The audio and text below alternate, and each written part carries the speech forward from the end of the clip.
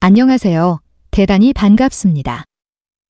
마르쉐의 피가로 3부작 6 김환영. 프랑스 혁명 발발에 일조한 막장 드라마. 상류층 귀족의 퇴폐적 행태와 타락 고발. 작가 보마르쉐는 신분 상승 욕구 강한 기회주의자. 오페라 피가로의 결혼 의의 한 장면. 1826년 풍자 전문 주간지로 시작된 1866년에 일간지로 바뀜 프랑스의 중도 우파 일간지 르 피가로, 엘리 피거로는 중도 좌파 일간지 르몽드와 함께 프랑스 언론의 자존심이다. 왜 이름이 르 피가로일까? 보마르쉐의 희곡 피가로의 결혼을에 대한 오마주다. 피가로는 특권에 대한 비판의 자유, 신분 타파를 위한 혁명을 상징한다.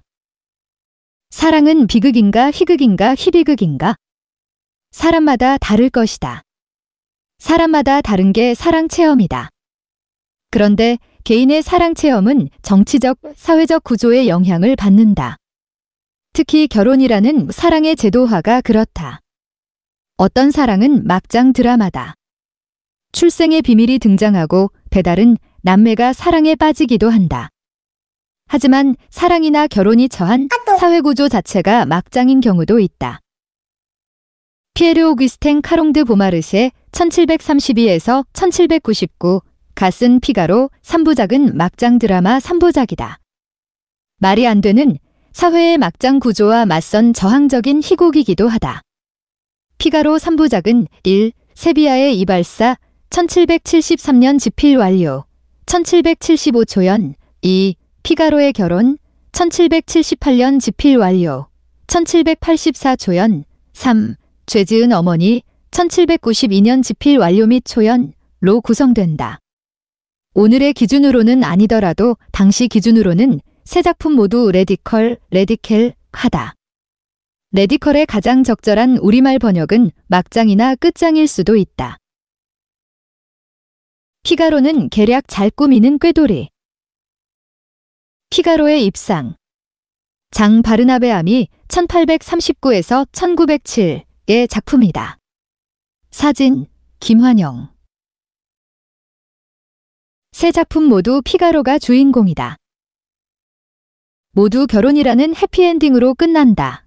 결혼에 부정적인 독자라면 세 작품 모두 로맨틱 코미디가 아니라 비극이겠지만 세비야의 이발사에서 알마비버, 생생한 영혼, 백작은 로진에게 첫눈에 반한다. 알마비바에게는 로진의 후견인인 바르톨로라는 라이벌이 있다.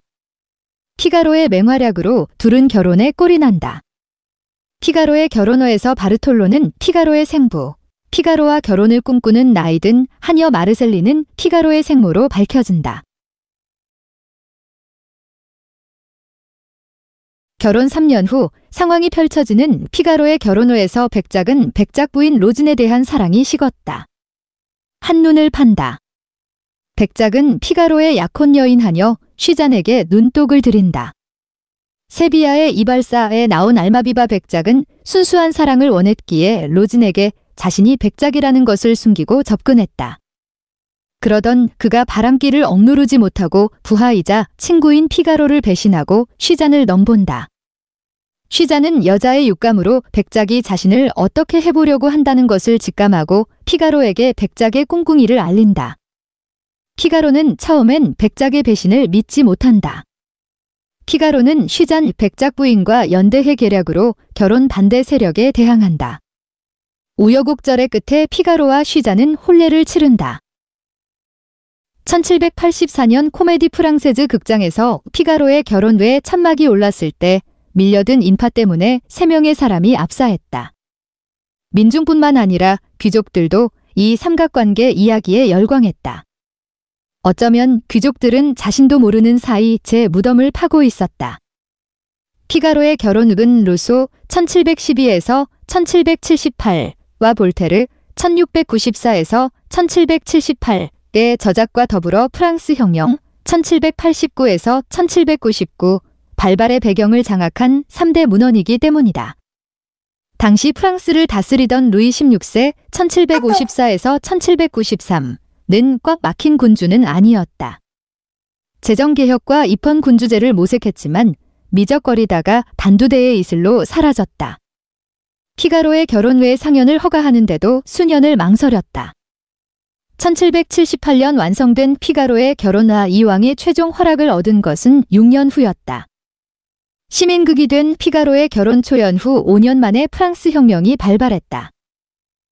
신분개혁을 요구하는 시대였다. 적당히 민중의 요구를 들어주는 게 앙시앵 레짐, 단센 리짐, 구체제의 안정을 위해 필요했다. 왕비 마리 앙투아네트 1755에서 1793 도 상연 허가를 종용하는 입장이었다. 하지만 피가로라는 가상 인물에게는 통제하기 어려운 폭발력이 있었다. 피가로는 상류층 귀족의 퇴폐적 행태와 타락을 고발했다. 피가로는 알마비바 백작에게 대놓고 화를 내기도 한다. 고분고분하지 않다. 또 피가로는 백작보다 더 똑똑하다. 계략을 잘 꾸미는 꾀돌이다. 하인은 하인답고 주인은 주인다운 게 서로에게 편한지도 모른다. 피가로는 능력으로 따지면 상전 같은 하인이다. 피가로의 결혼 5막 3장에서 피가로는 일장연설 같은 긴 독백을 한다. 핵심은 신분 세습에 대한 비판이다. 이런 식이다. 당신네들 귀족들은 자신이 위대한 천재인 줄 안다. 당신들이 향유하는 재산이나 지위를 감안하면 콧대가 높을 만도 하다. 하지만 당신들은 당신들이 누리고 있는 것을 누릴 자격을 얻기 위해 무엇을 했는가? 응애하고 태어난 것밖에 더 있는가? 귀족의 자식으로 태어난 것을 제외하곤 당신들은 매우 평범한 인간들이다. 루이 16세는 이 연극이 위험이 되지 않으려면 바스티유 감옥을 허물어야 할 것이다 라고 말했다. 나폴레옹은 피가로의 결혼호에 대해 혁명 이전에 이미 실행에 옮겨진 혁명의라고 평가했다. 피가로의 결혼호은 검열관들의 눈을 의식한 자기 검열과 타협의 산물이다. 작품의 무대는 프랑스가 아니라 스페인 세비야 근처에 있는 아과스프레스카스 성이다.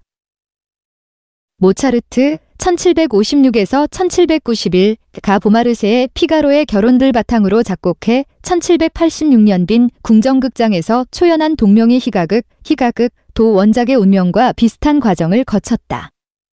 검열에 통과하기 위해 계급 간의 갈등 요소를 최대한 배제했다. 그럼에도 허가가 쉽게 나지는 않았다. 신성로마 제국 황제 요제프 2세 1741에서 1790 이 신분제 개혁에 나섰기에 대폭 순화된 형태로는 공연이 가능했다. 보마르쉐 1732에서 1799는 박지원 1737에서 1805과 동시대 인물이다. 표준국어 대사전의 박지원의 작품인 양반전 허생전을 찾아보면 이렇게 나온다. 양반전 박지원이 지은 한문소설. 가난한 양반이 관아에 진 빚을 갚기 위하여 고을원의 배석하에 처난 신분의 부자에게 양반 신분을 팔려고 하였으나 양반의 조건이 너무 까다로워 부자가 양반 신분을 사양하였다는 내용이다. 양반 계급의 허위와 부패를 폭로하였으며 실학사상을 고취하였다. 허생전 조선 정조 때 박지원이 지은 한문 단편 소설. 허생의 상행위를 통하여 당시 허약한 국가 경제를 비판하고 양반의 무능과 허위의식을 풍자한 작품으로 열아일기계 옥가벼화에 실려 있다. 양반 계급의 허위와 부패를 폭로, 양반의 무능과 허위의식을 풍자라는 표현에서 볼 수 있듯이 18세기 조선은 프랑스와 마찬가지로 지배계급에 대한 비판의식이 고조된 나라였다. 보마르쉐는 영조 1694에서 1776, 정조 1752에서 1800와 동시대의 인물이기도 하다. 우리 표준국어대사전은 영정조에 형성된 것으로 추정되는 춘향전을 이렇게 소개한다. 춘향전 조선시대의 판소리계 소설.